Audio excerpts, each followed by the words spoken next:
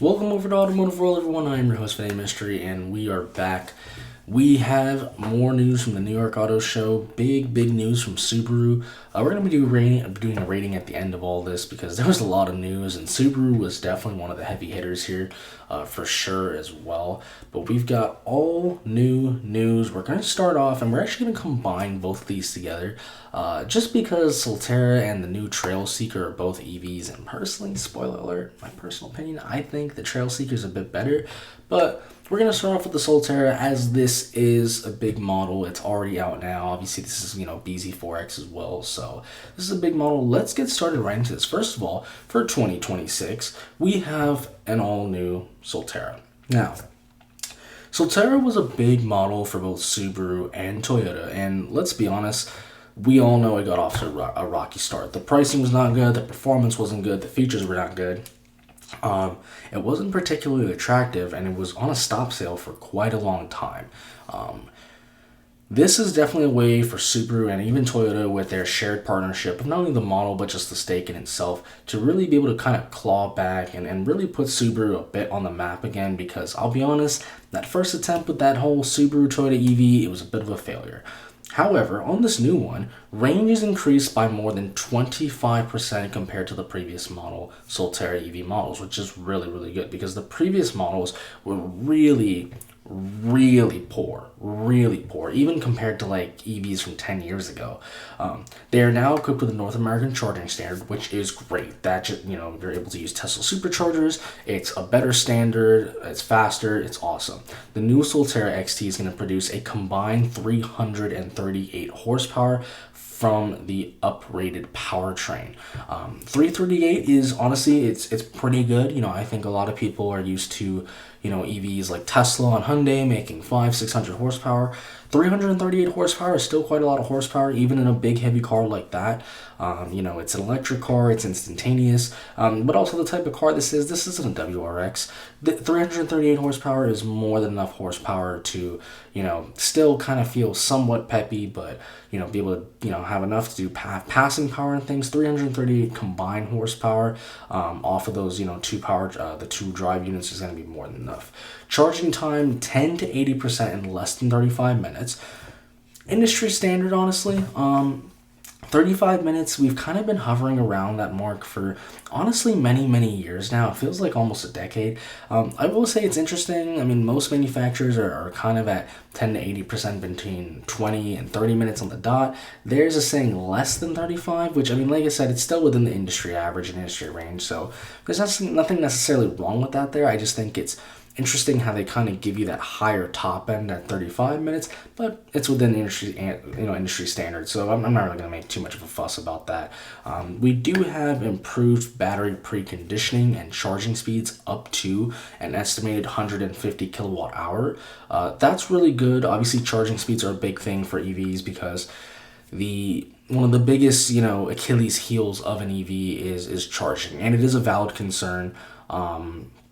And it's a valid thing to complain about, because it is one of the biggest reasons a lot of people just cannot go to an EV and they cannot switch it, because it just does not fit their lifestyle. People don't have the time to necessarily charge it like that, dependent on their lifestyle. Battery preconditioning too, that's super important, not only for charging speed, but the other biggest Achilles heel with EVs is battery health, battery degradation.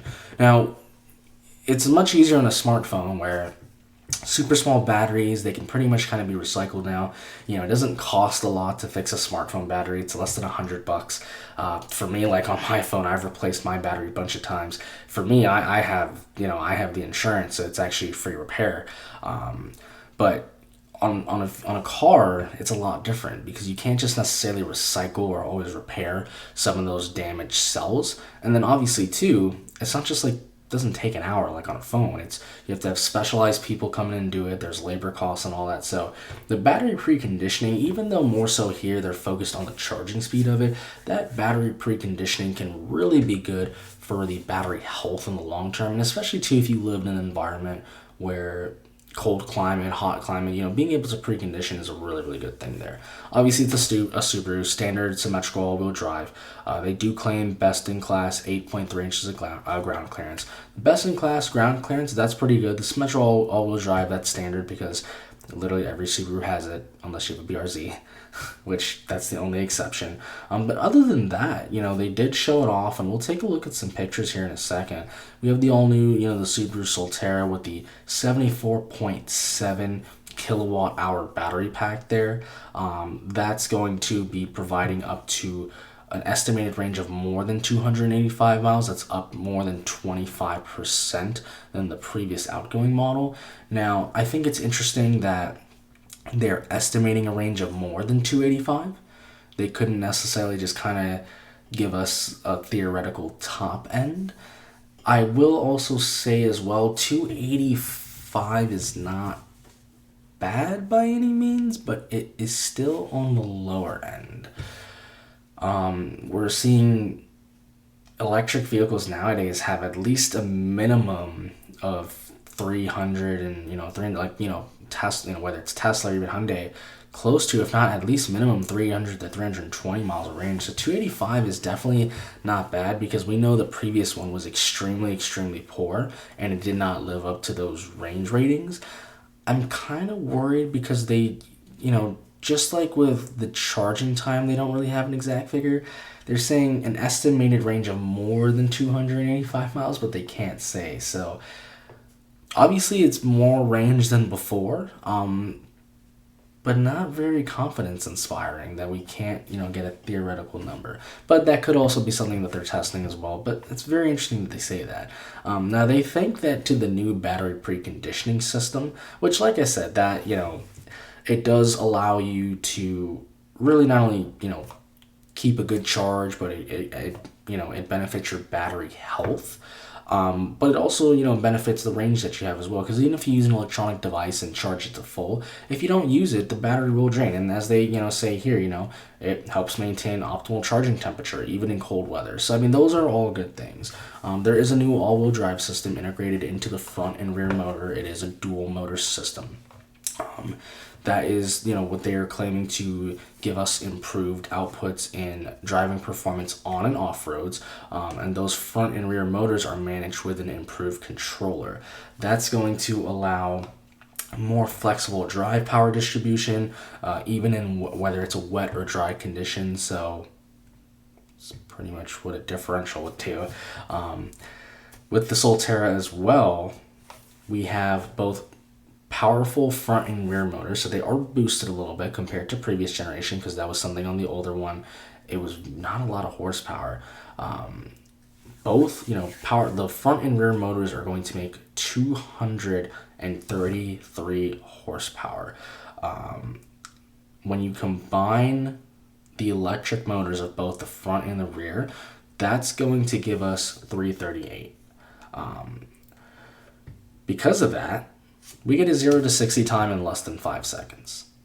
And honestly, that's really, really good. Now, obviously, it's not two motors making 233, because if we do some basic math, obviously we would be at more than that. But the fact that, we have even more powerful front and rear motors to make 233 horse, from going from 233 to, 338, if we did some math on that, we could then tell, okay, the old motors were making around, maybe 112 horsepower or something, which really isn't, quite a lot, or 115 or 100, maybe 150, 16 and a half or 17 and a half versus, if we did 338 of that, that's, almost not exactly 200 horsepower, but that's a lot more than, basic math, more than even 120 horsepower. So it's almost actually, it's pretty much like about 118, 116. So definitely much better. Essentially what we've really got is more than 100 horsepower increase here from 233 to 338. And that's what gives us a good 0 to 60 time in less than 5 seconds. And I don't know exactly, but less than 5 seconds is really good. That's faster than Golf GTI. And Golf GTI is a quick car. So Really, really good performance there. I don't think anybody's going to be complaining about performance here. The new higher capacity lithium battery packs as well, 10 to 80% in less than 35 minutes. Industry standard, that's, approximately with 150 kilowatt hour charger there. Because of the new charging standard, like I said, you can charge at Tesla supercharging stations. There's over 15,000 across the country. They do continue to add more. Obviously, they did slow down a while ago, but they are still adding more. And then obviously, too, you can do level 1 or level 2 charging as well, which is a lot slower, but if you don't need to fast charge all the time, obviously, that can be more beneficial in the long run, slower charging speed, we're not degrading batteries much. With the all-wheel drive system, Subaru always has all-wheel drive on there. It's always symmetrical unless you have a BRZ. Dirt mode, snow mode, mud mode, deep snow mode, all that good stuff. Downhill control, everything that we would generally expect from Subaru. 8.3 inches of ground clearance. All the good stuff that we would expect. Wireless Apple CarPlay. Actually, let's make sure, because there is Apple CarPlay and Android Auto. Now, they don't say whether it's wireless or not. I would assume so. We do have smartphone chargers in there, wireless chargers, 15-watt chargers, which is pretty good. Most phones nowadays can charge a little bit faster with certain chargers based off of, if it, depending on what kind of wireless, charging standard it has. But 15 watts is not bad. USB-C ports in the back there. It does not say, though, whether that Apple CarPlay or Android Auto is wireless. I would like to think it might be, but we don't know for sure. We do have Subaru's EyeSight system, which is really, really good. It's essentially their safety suite if you're not familiar with it. It's pretty comprehensive. It's pretty much on all their cars. Pre-collision, front cross traffic alert, blind spot, lane departure, emergency braking, lane change assist, adaptive cruise control, all that good stuff that we expect from Subaru, and it is a pretty comprehensive suite. I remember when I was test driving Subarus, it was a really, really good package that they offer, and it is quite effective. In terms of styling here, we do have new styling. That is something we were able to notice. The Subaru logo now is illuminated, all 6 stars, redesigned headlamps, front and back bumpers, pretty much an all new fascia, new design of 20-inch and 18-inch wheels. Obviously, the 18-inch wheels, in theory, should give you a little bit better range, and then also potentially a little bit better ride as well. But just all new, kind of styling, which is something that I think was needed, because honestly, the old one was really not a looker. In my opinion, neither is this one necessarily, but I will say this looks a hell of a lot better than the old one. So let's take a look at it right here. We don't have too many pictures of this from Subaru, which I'm a bit surprised on. They could in a lot of pictures, but you can see from this picture here, we've got essentially our gear shifter. I'm not really a big fan of these type of ones. I like, one that's there in the center console. I'll even take a column shifter by the wheel, but I'm not really a big fan of these, but I guess it's better than nothing. We've got a lot of different buttons here. Looks like our parking brake here. This might be like auto hold. This is probably a camera button. Drive mode, traction control looks like there. Can't tell what that one is there, but I'm sure it's something useful. Like I said, the last one definitely was not a looker. Even the BC4X, it was an ugly car. This though, it's not like a Ferrari or even like a BRZ or something, but you know what? This actually, it's not bad. Like, it looks somewhat acceptable now. The rear end doesn't look too terrible. The charging port's on the passenger side door. We do have the headlight here. Not bad by any means. Like I said, it's not, in my opinion, obviously it's not really like a looker, but it works. We've got Solterra written right here. Not too bad. A little funky kind of up top here, but hey, all in the name of aerodynamics and things. It doesn't look too bad. It kind of looks like older, like RXs or even like the RZs, some of those Lexuses there. So it's honestly, it's not the worst thing I've ever seen. We've got the 6-star logo here. Now we can't really see it illuminated because it's lightened in that environment, but that would light up there. We've got our charging port here. This one is, just pretty standard, nothing crazy, no real dials or gauges or anything that I can see to give us any indicators of charging. In terms of the interior, Subarus always usually do pretty okay interiors. The steering wheel, it's a bit interesting. It's definitely more squared off, but it's a bit interesting. It's kind of a little clunky, but hey, it has physical buttons. Subaru is not doing, a one size, 30, 50-inch screen. They're doing two separate screens. Personally, I like it that way. I'm still the type of person, honestly, where I like my analog dials. I prefer it that way. But, we've got a really good screen up here, which is definitely, in my opinion, kind of far back, but then again, we're not sitting in the car, so we can't really tell the depth of it. But it looks a little far back, but obviously basic information, range, speed, all that stuff there. Infotainment system here. If we keep moving over, this one here is a little bit of a better picture. We can kind of go back here. Yeah, we can see a little bit more here. So obviously infotainment system, definitely, a mix of physical buttons and haptics on there.